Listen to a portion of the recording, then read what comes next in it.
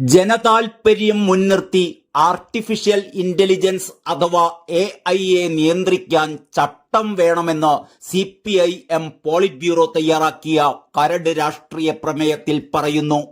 AI socialism കൊണ്ടുവരുന്ന സംവിധാനമല്ല. പണ്ട് കമ്പ്യൂട്ടറിനെ പറ്റി പറഞ്ഞതുപോലെ തൊഴിൽ തിന്നുന്ന ബഗൻ എന്നതുപോലെയുള്ള അഭിപ്രായം തന്നെയാണ് കരട് രാഷ്ട്രീയ പ്രമേയം മുന്നോട്ട് വെക്കുന്നത്.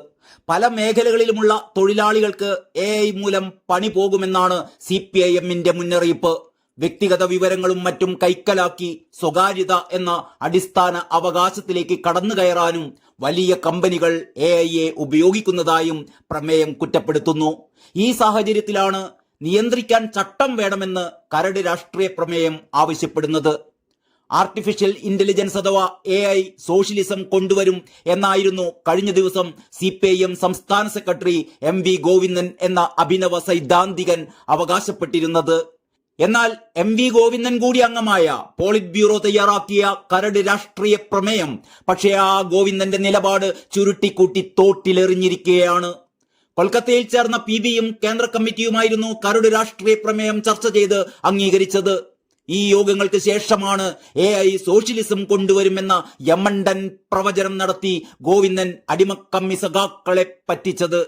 സൈദ്ധാന്തിക പണ്ഡിതൻ ഇത്രയും വെളിവ് കെട്ടവനായിരുന്നു എന്നാണ് അന്തംകമ്മികളല്ലാത്ത യഥാർത്ഥ കമ്മ്യൂണിസ്റ്റുകാർ മനസ്സിലിപ്പോൾ ചോദിക്കുന്നത്.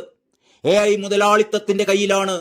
ഇത് വിവിധ തലങ്ങളിൽ ഉപയോഗിക്കപ്പെടുന്നതോടെ മനുഷ്യാധ്വാന ശേഷി 60% കുറയും.